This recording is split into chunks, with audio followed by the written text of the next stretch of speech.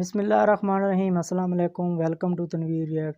دوستو آج کی ویڈیو بہت ہی انٹرسٹنگ ہونے والی ہے۔ آج کی ویڈیو میں ایک لڑکی نے ڈاکٹر ذاکر نائک صاحب سے کہا، تم ہمیں اسلام کی طرف بلاتے ہو مگر خود فرقوں میں پڑے ہو، پہلے خود شیعہ اور سنی سے باہر نکلو پھر ہمیں تبلیغ کی طرف بلانا۔ تو ڈاکٹر ذاکر نائک صاحب نے پھر اس کو کیا جواب دیا تو دیکھتے ہیں آج کی ویڈیو میں۔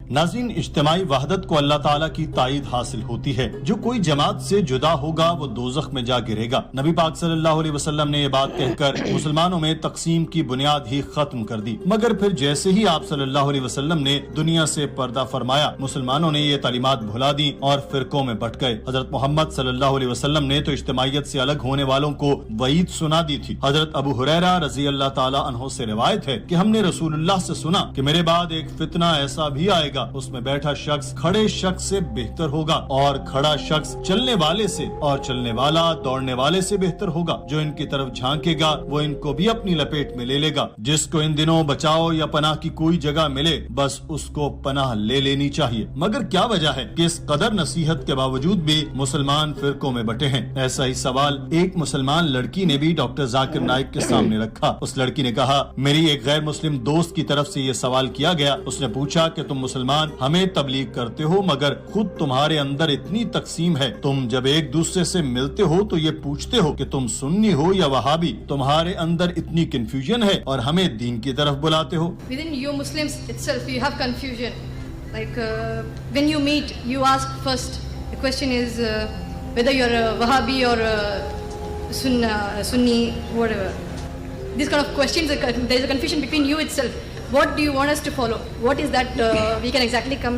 ڈاکٹر ذاکر نائک اس سوال پر بہت افسردہ نظر آئے۔ انہوں نے کہا کہ میں آپ کی بات سے اتفاق کرتا ہوں کہ بدقسمتی سے بہت سے مسلمان تقسیم کا شکار ہیں۔ وہ ایک دوسرے کو مختلف ناموں اور فرقوں سے پکارتے ہیں، ایک دوسرے پر دوسرے فرقے کا ہونے کے باعث کفر کے فتوے بھی جاری کیے جاتے ہیں۔ حالانکہ ایسی کوئی بات میں نے کسی مستند عالم کے منہ سے نہیں سنی، نہ ہی کبھی سنی کہ فرقہ پرستی کرنی چاہیے۔ یہ تو ان لوگوں کی سوچ ہے جو خود کو اوروں سے اعلیٰ و ارفع سمجھتے ہیں، جو اسلام کی اس بنیادی بات پر عمل نہیں کرتے کہ تمام انسان برابر ہیں، کسی کالے کو گورے پر اور کسی گورے کو کالے پر فوقیت حاصل نہیں مگر تقوی کی بنیاد پر۔ میں نے بے شمار لیکچرز دیے ہیں اور بہت سے لیکچرز میں تفرقے بازی پر بات کی ہے۔ غیر مسلموں کے سوالات میں یہ سوال بھی ہوتے ہیں کہ آپ ہمیں تلقین کرتے ہیں کہ اپنی مذہبی کتابوں کی پیروی کرو مگر خود آپ تقسیم میں پڑے ہوئے ہیں۔ ڈاکٹر ذاکر نائک نے کہا کہ جب میں ہندوؤں سے کہتا ہوں کہ ویدوں کی طرف واپس چلو تو وہیں میں مسلمانوں سے بھی کہتا ہوں کہ قرآن کی طرف واپس آؤ۔ اللہ تعالیٰ سورہ آل عمران میں فرماتا ہے، اور سب مل کر اللہ کی رسی کو مضبوط پکڑو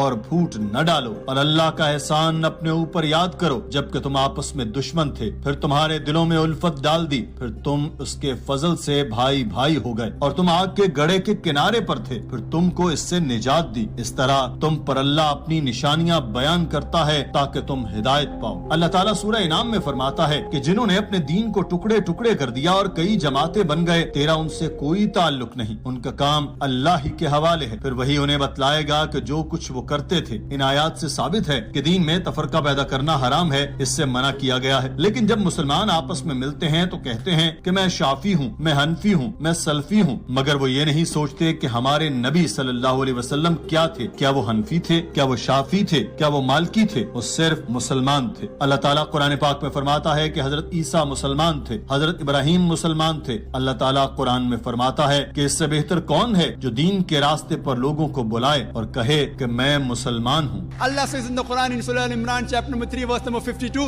Isa alayhi salam, Jesus Christ peace be upon you, are the Muslim.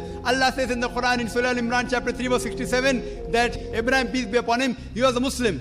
Allah says in the Quran in Surah Fussilat chapter number 41 verse number 33, وَمَنْ أَحْسَنُ قَالًا مِّمَّنْ دَعَا إِلَى اللَّهِ وَعَمِلَ صَالِحًا قَالَ إِنَّنِي مِنَ الْمُسْلِمِينَ. Who is better in speech than one who invites to the way of thy Lord, works righteousness and says that I'm a Muslim. Doctor Zakir Naik نے کہا کہ پیارے نبی محمد صلی اللہ علیہ وسلم نے ہمیں کہا کہ میں اپنے آپ کو مسلمان کہوں۔ کسی بھی انسان کے لیے مسلمان سے بڑھ کر لیبل اور کوئی نہیں ہو سکتا۔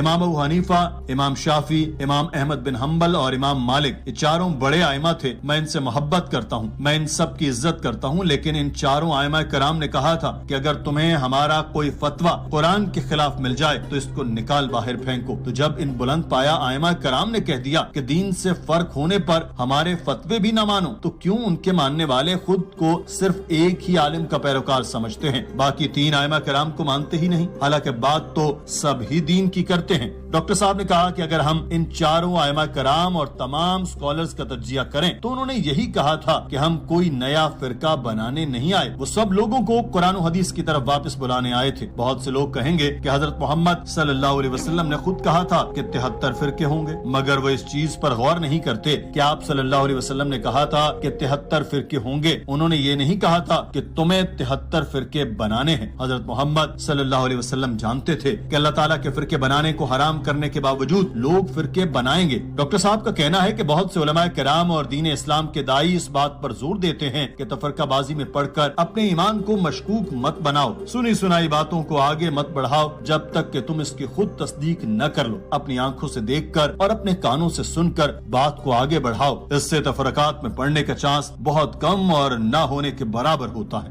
So what we have to realize that I know there are people who say that is in their hadith in which the Prophet said there will be 73 sects. It's hadith of Tirmidhi, it's a Sahih hadith, hadith number 171.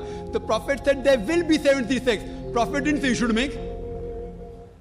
Prophet knew that even though Allah says don't make, you're bound to make. Doctor Zakir Naik نے کہا کہ بہتر یہی ہے کہ ہمیں اللہ اور رسول صلی اللہ علیہ وسلم کے راستے پر واپس چلنا چاہیے، اور آپ کے پاس سب سے بہتر لیبل یہ ہے کہ آپ اپنے آپ کو مسلمان کہلوائیں، چاہے کوئی عالم دنیا کا سب سے بڑا عالم کہلایا جائے، اگر وہ فرقہ بنانے کا کہے تو اس سے ثبوت مانگیں اور حوالے مانگیں کہ کہاں یہ بات کی گئی ہے، اسے کہیں کہ اگر تم سچے ہو تو اس کا ثبوت دو۔ اسی لیے میں کہتا ہوں کہ ہمیشہ قرآن و حدیث کے حوالے دیتا ہوں، جو میں کہتا ہوں اس کی قدر 0/0 ہے، جو قرآن کہتا ہے اور جو حدیث کہتی ہے اس کی ویلیو ہے۔ اگر ذاکر کہے کہ اللہ ایک ہے، اس کی ویلیو 0 ہے، مگر جب اللہ کہتا ہے قل هو اللہ احد، اور جب رسول صلی اللہ علیہ وسلم کہتے ہیں کہ اللہ ایک ہے، تو یہ بات طے شدہ ہے کہ یہ سچی بات ہے۔ تو جو بھی دین کو تقسیم کرتا ہے وہ قرآن کے خلاف جا رہا ہے۔ Therefore I say Zakir doesn't say Allah says قل هو اللہ احد, says Allah one and only. If Zakir says it is rubbish, 0, nil in Islam.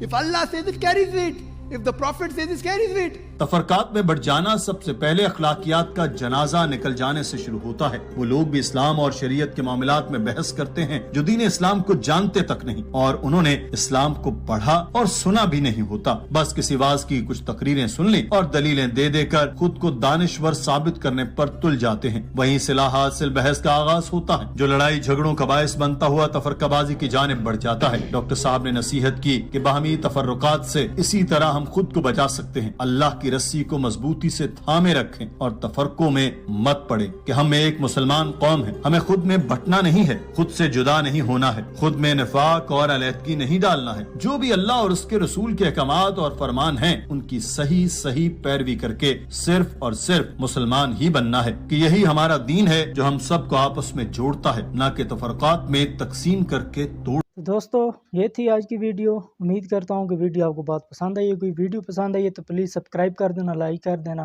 تاکہ ہماری ہر آنے والی ویڈیو آپ تک جلد از جلد پہنچ سکے۔ نئی ویڈیو کے لیے میں دوبارہ حاضر ہوں گا، دعاؤں میں یاد رکھیے گا۔ اللہ حافظ۔